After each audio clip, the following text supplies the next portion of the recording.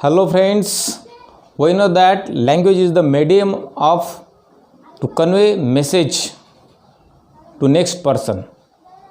We always think that we should speak fluently and properly in front of the people. We think that people should listen us carefully. People should attract to me what I will say. But all for that we have to use ideal, proper and influenceable language in front of the people. होय मित्रांनो, आपल्याला नेहमीच वाटते की आपली भाषा प्रभावी असली पाहिजे, आपल्यामध्ये वाक्चातुर्य असलं पाहिजे, लोकांनी माझ्याकडे लक्ष देऊन ऐकलं पाहिजे.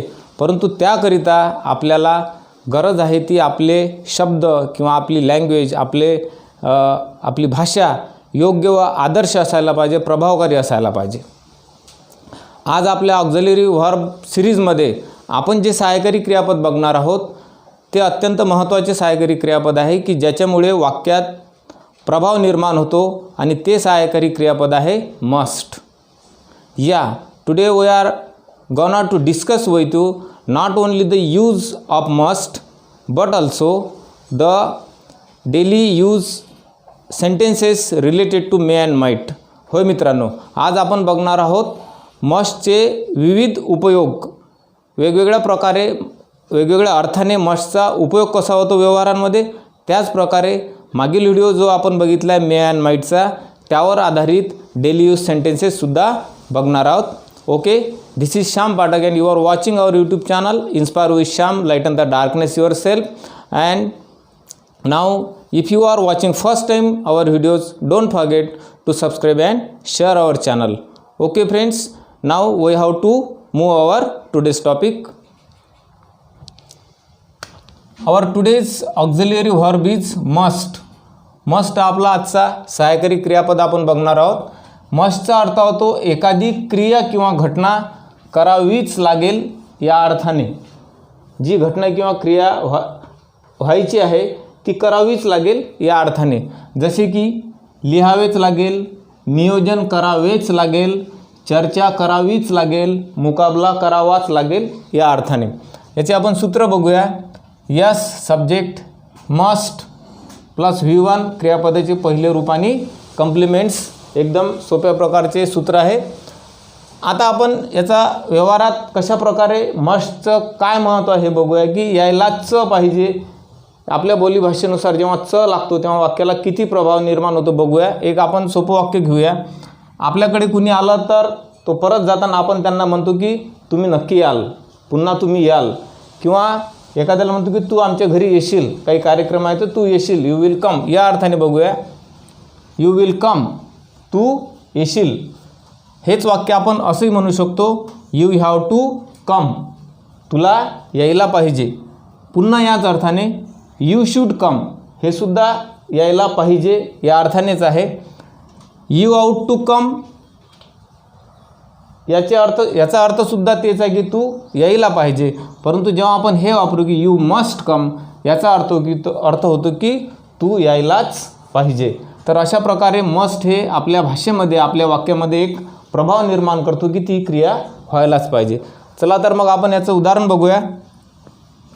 आपलं पहिलं उदाहरण आहे यावर आधारित, शाळेने निकाल घोषित करायलाच पाहिजे.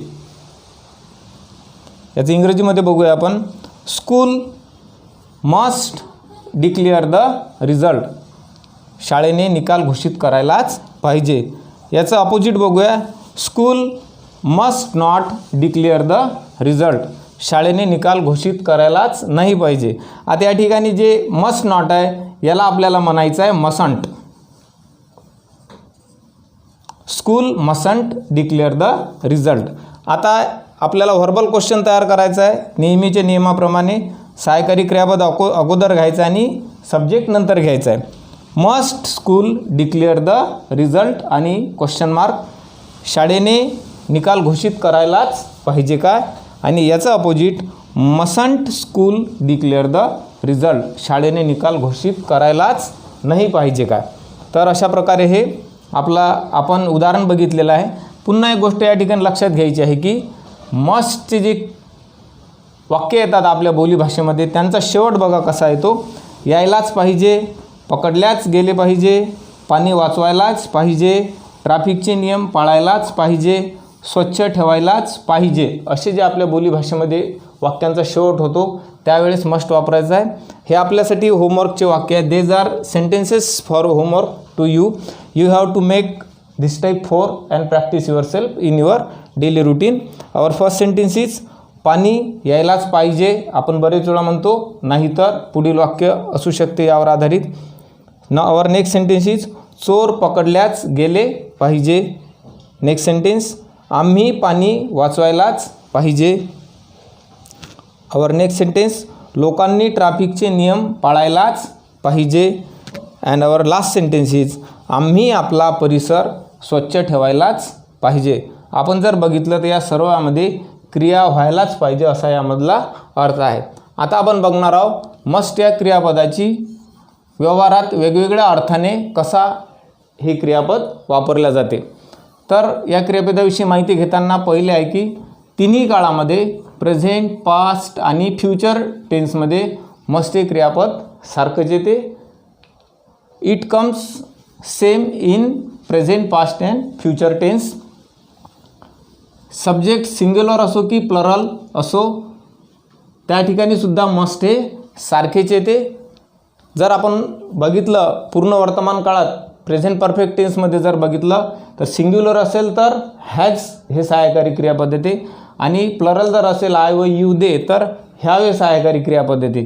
परंतु मस्ट या हे क्रियापद घेतले तर यामध्ये कोणताही बदल होत नाही, सिंग्युलर असो की प्लरल असो, आणि नंतरचे जे व्हर्ब आहे त्यामध्ये सुद्धा बदल होत नाही. यानंतर आपण बघणार आहोत मस्टचा आणखी एक उपयोग. मस्ट काय दाखवते तर मस्ट दाखवते सामाजिक किंवा नैतिक कर्तव्य किंवा बंधन यामधून आपल्याला दाखवता येते.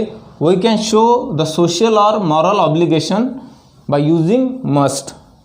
Just example, we must obey our parents.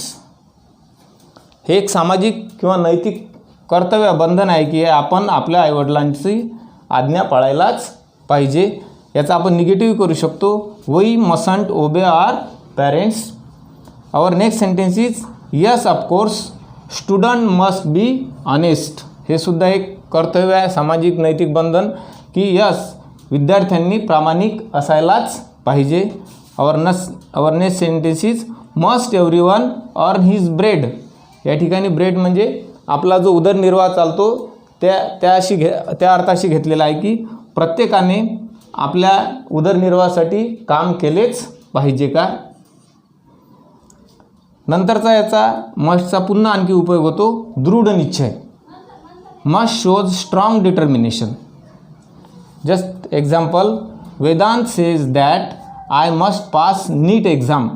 Vedanta म्हणतो की त्याला नीट एक्झाम पास व्हावीच लागेल किंवा तो पास होणारच. या ठिकाणी दृढ निश्चय आहे. Our next sentence is it's our decision we must help needy students. आमचा निर्णय आहे की आम्ही गरीब मुलांना मदत करणारच. यामधून दृढ निश्चय दिसून येतो. तिसरा आहे क्रियेची अटलता किंवा अनिवार्यता.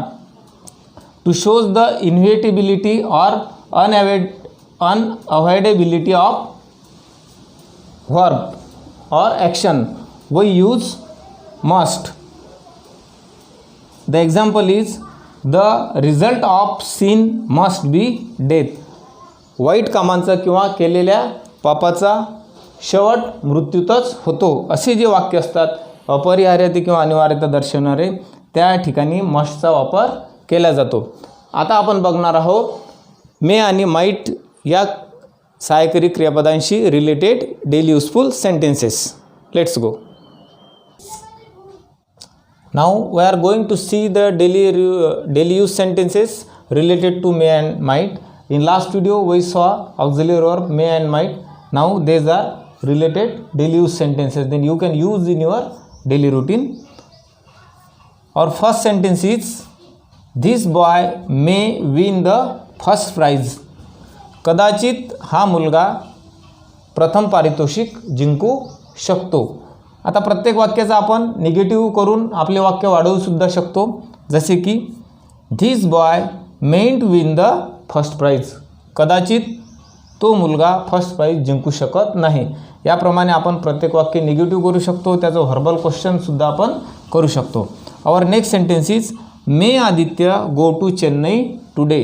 कदाचित आदित्य आज चेन्नईला जाऊ शकतो. Our next sentence is may I present this rose to you.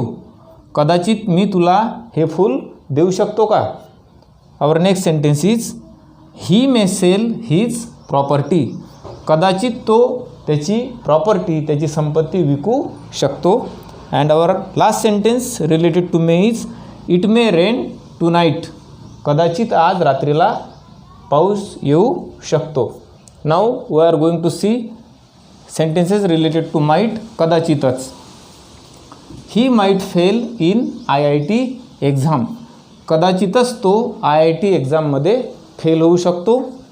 I think students might steal money. मला वाटते कदाचितच विद्यार्थ्यांनी पैसे चोरले असतील किंवा कदाचितच विद्यार्थी पैशांची चोरी करू शकतात. Our next sentence is officer might speak about that subject. कदाचितच अधिकारी त्या विषयावर बोलणी करू शकतात. And our last sentence is her parents might send her to Delhi for study. कदाचितच तिचे वडील तिला अभ्यासासाठी दिल्लीला पाठवू शकतात. Friends, in this way today we saw the very important topic auxiliary verb must and related sentence may and might. Hope that you will study and use all these in your daily routine life. Thanks for watching our today's video. Thanks for staying with us. Thank you.